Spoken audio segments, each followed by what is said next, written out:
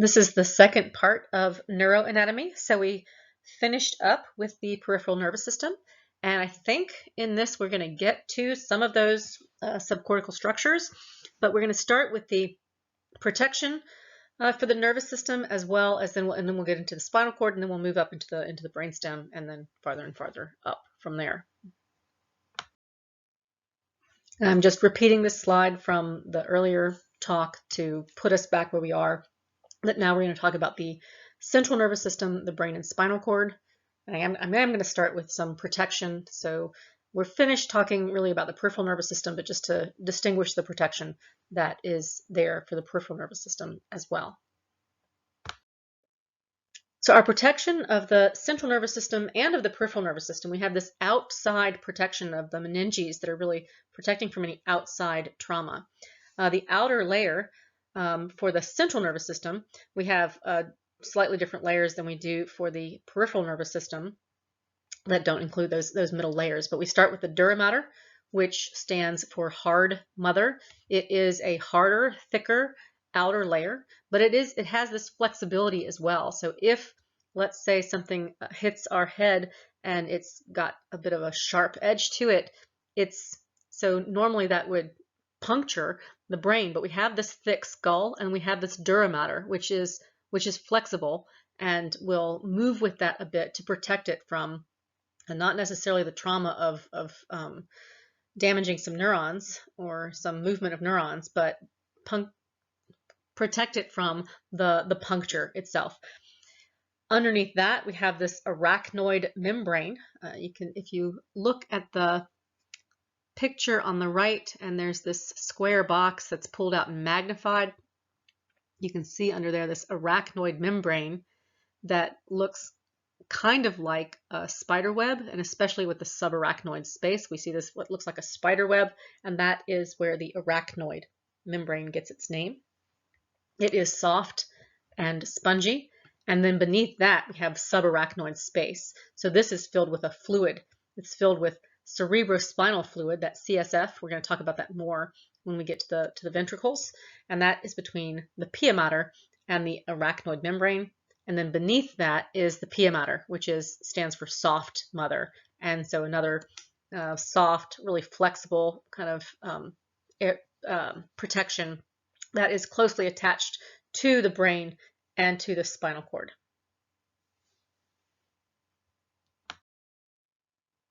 The peripheral nervous system has a similar kind of protection, but now instead of having the arachnoid membrane and subarachnoid space, it's just these two layers of meninges, the dura mater and the pia mater, and they are really fused together to form a sheath that covers the spinal and cranial nerves and the peripheral ganglia, again for this layer of protection.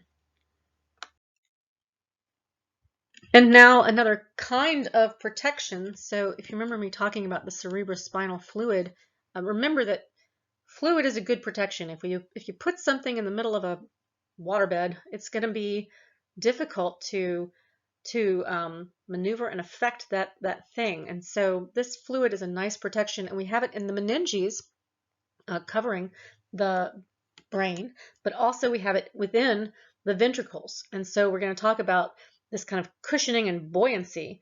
If you look at the bottom pictures, those blue areas are the ventricles. They're filled with cerebrospinal fluid, okay, which is going to, so if those weren't there, if those were hard structures, the neurons that are pressing up against them would be kind of pushed against by other neurons, and they would be stimulated. But what happens instead is we have this cushioning, and it gives the brain this buoyancy. And when we talk about neural development, we're going to see that the nervous system starts out as this tiny tube surrounding this fluid canal, and the canal persists into adulthood. It differentiates such that we have this central canal, this fluid-filled center of the spinal cord, and it differentiates into these ventricles. And what you can, I hope, see in this picture, it looks really small from my eyes, but hopefully you can see that the lateral ventricles are those large blue areas in the picture, and then the third ventricle coming down in the center, And then the next thing you see down there towards the bottom is the fourth ventricle. The third and fourth ventricle have this cerebral aqueduct, and then underneath the fourth ventricle, we have the central canal of the spinal cord. And then on the picture on the right, one of the things we see in a post-mortem brain is we'll see just these holes because the fluid is no longer there. But these holes where there used to be, when the person was alive, cerebrospinal fluid. And what is most noticeable are those lateral ventricles. So as part of the ventricles, we have these cells that are called the choroid plexus. It is doing the producing of that cerebrospinal fluid. It is protruding into all four ventricles, and we see the cerebrospinal fluid is flowing from the lateral ventricles to the third and fourth ventricles. From the fourth ventricle, some of it's flowing down through the spinal cord to that central canal, and more is flowing up and through the meninges. And again, this gives the brain its own kind of protection, and it gives it this cushion, this buoyancy. So we have the spinal cord, this part of the central nervous system that is within the spinal column. This is where we have those reflexes. We actually saw a reflex arc, right, from Charles Sherrington when we talked about him. Some of those reflexes, we'll talk about this more in the movement chapter, some of those reflexes are influenced by information coming from the brain, and some of them just respond or have this complete reflex arc that is on its own, is independent. In the brain and the spinal cord, when I'm talking about gray matter, that is the area that's the matter that is packed with the cell bodies and the dendrites. We can see this in this picture, that darker kind of H looking in the middle is where the cells and the cell bodies and the dendrites are. And then the white matter. So those myelinated axons that are allowing for communication, they have this more whitish appearance. We also, so this is some repeat. What's important is the dorsal roots. So if you want to kind of bend yourself over and imagine that dorsal area on your back and the ventral area again towards your chest or belly. The dorsal roots, and you might point up on your back, are containing incoming sensory fibers, so going up to the brain to tell us about what we are feeling with our body. And then the ventral roots containing those outgoing motor fibers. It's coming down from the brain to communicate to the body, to move the body. Okay, so now moving from the spinal cord, again, I feel like that the brain is the fun part, and then the cerebral cortex is the funnest part for me. But we're going to start with the hindbrain, move to the midbrain, and then to the forebrain. So we'll start with the brainstem. You can see here, the picture on the left is the brain of a fish. I like to show this because it shows all of those areas quite clearly. It's not covered and hidden by our large cerebral cortex. So usually what we see from our brains are this kind of tucked away underneath the cerebral cortex. Sometimes we see slices have to look at slices to see these bits and parts, but there's the fish brain, hindbrain, midbrain, forebrain connecting to the nerves, and no cerebral cortex covering it. On the right there, that table is a cheat sheet for the different encephalons. I don't think I refer to them very often, and if I do, it's not so that you know them. I sometimes, I think, will add them to a question so that the name is in there, but it's never something you need to know. So what I would want you to know here is that the medulla, the pons, and the cerebellum, they are part of the hindbrain. And then I really want you to know their functions. And so forth up to the midbrain and forebrain. But it's good to know those encephalons. Again, it's a nice cheat sheet in case you are reading in the book or in the field, or I'm saying something and we're using those words. But I've even seen people who've been in the field for years, and they'll say something like, I can't remember if that's the mesencephalon or the metencephalon as they're talking. They are important, but not for this class. And just so we see what the brainstem looks like, it looks like this kind of just extension, this extension that grows out of the spinal cord. It includes the medulla, the pons, the midbrain, and then some of those forebrain structures.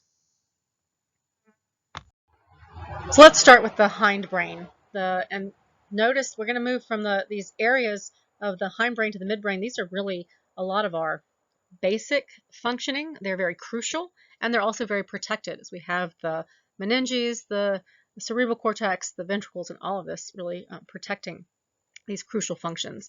I'm going to start with the medulla, often called the medulla oblongata.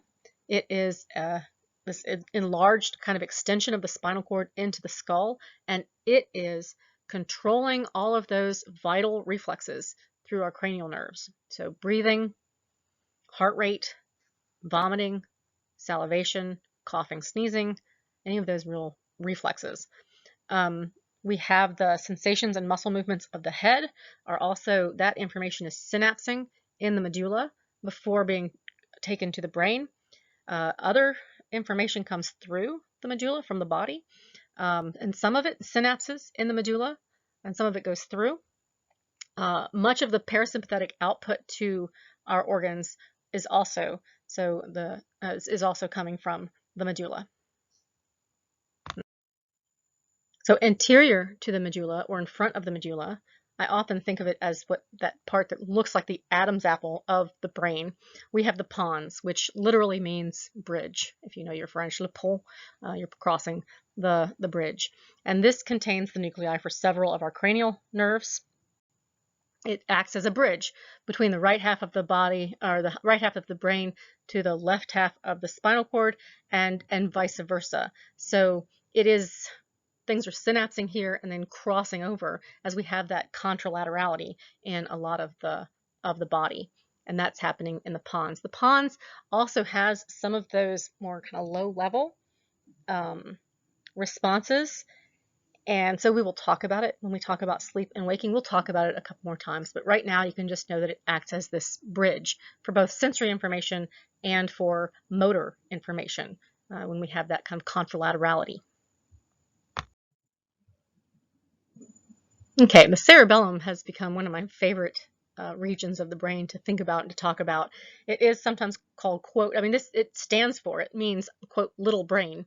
And it's the thing that looks like a little brain at the base of the brain. It looks like this little tiny brain. And it has a lot of neurons. Some authors claim it has as many neurons as the cerebral cortex. So it is a great deal of our basic functioning and communicating to different areas of the brain. It has control of movement throughout. Traditionally, it's been talked about as giving us, quote, balance and coordination. So I'll talk about this a couple of times, I'm sure, throughout the semester. Usually what they do when they're testing you, if they think you're drinking and driving, is they'll have you do something that tests your balance and coordination, like walking a line or touching your finger to your nose with your eyes closed. This is all really, we do this because of the work of the cerebellum, and the cerebellum is influenced by alcohol really early on. However, it's not just balance and coordination. It also has to do with attention shifting. So you can think of it as a more cognitive balance and coordination. If we're shifting between auditory and visual stimuli, even if we're shifting within a modality, but if you can imagine trying to pay attention to a light blinking and to a particular auditory stimulus, and you have to go back and forth in this kind of task, that you're doing that thanks to the work of the cerebellum.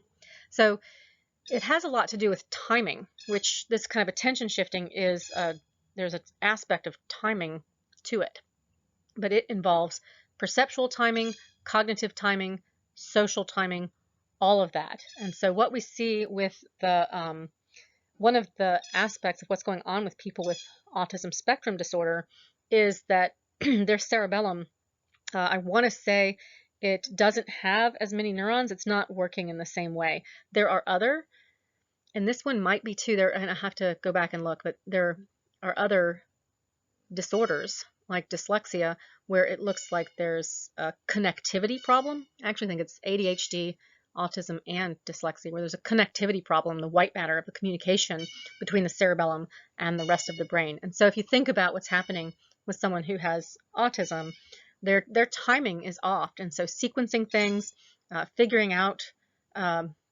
social cues, their timing for understanding those cues is off, and that's influencing their ability to understand other people. So we're moving up from the hindbrain up into the midbrain. I'm going to start with this tectum, which it means roof. There are these swellings on each side, which I think that picture shows fairly well. If you get into what's underneath the kind of blue there, and they're pointing to these little swellings on each side. The superior colliculus I'll talk about when we talk about vision, helping us to take in all kinds of sensory information so that we can figure out where to move our eyes. And then underneath that, remember, superior is on top of, inferior is underneath.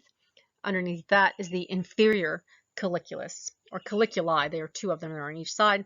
The inferior colliculus is helping us figure out where auditory information is coming from. So it's involved in our sense of hearing. Also in the midbrain is the tegmentum, which means covering. So this kind of covering over the roof. This is part that it has a great deal in it. So I hope this is kind of giving you an idea that it's a busy structure that's not so small. Parts of the reticular formation come up through that. There's parts of the reticular formation that are in the hindbrain as well. This part of the brain is really the core of the brainstem. It is receiving sensory information, it's projecting information, giving that information on to the cerebral cortex, the thalamus, and the spinal cord. It has also the para-aqueductal gray matter. So when we talk about pain perception and where those opiate receptors are, many of them are in the para-aqueductal gray matter. It also controls sequences of movements, especially these kind of species typical behaviors. So these aggressive behaviors of an animal where the fur goes up and they show their teeth, and a lot of that kind of really automatic aggressive behavior, that's in the para-aqueductal gray. It has some other of these small areas that we'll talk about when they are relevant, but these small areas that produce particular neurotransmitters.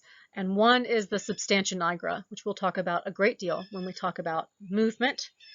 These are those dopamine-containing neurons. So they are producing dopamine that then goes up into the areas of the basal ganglia and facilitates readiness for movement. Okay, and I'm going to kind of introduce the forebrain, and I think that I'm going to stop there. I owe you a couple minutes. If I'm remembering correctly, I was a little bit long by a couple minutes on last Friday, and so I'm running out of time. And the forebrain, we might as well put it all together. But this is a synopsis of what we're about to get into. This is really the most prominent part of the mammalian brain. We have two cerebral hemispheres that are receiving sensory information, controlling the muscles. We've already talked about that concept a few times of contralaterality. Some of this information is coming in ipsilateral, along the same side from the, let's say, the nose or the mouth to that hemisphere, but much of this information is contralateral. Not only sensory information coming in from the body, we have that interesting kind of contralaterality with the eyes and vision, but also contralaterally, we are controlling those muscles that are more distal from our bodies. And again, we'll talk about that in the movement chapters, or at that point. This outer portion, the cerebral cortex, which means the bark, it looks like the bark around everything else, as it's again that outer area, and it has these folds. As we talked about the gyri and the sulci, or the fissures, that has these folds for more surface area. And we'll see, I think I have some brains showing later on that show that the human brain is much more folded than almost every other animal's brain. I will talk about early on the limbic system, which limbic meaning border around the brainstem. That is our motivation and emotion structures, and then the diencephalon, the thalamus, and the hypothalamus. But I think I'm going to stop there. It's a nice place to stop. It's not really a summary, but it gets us ready for the next part, and you can kind of separate maybe out in your mind the hindbrain from the midbrain and the forebrain in this manner.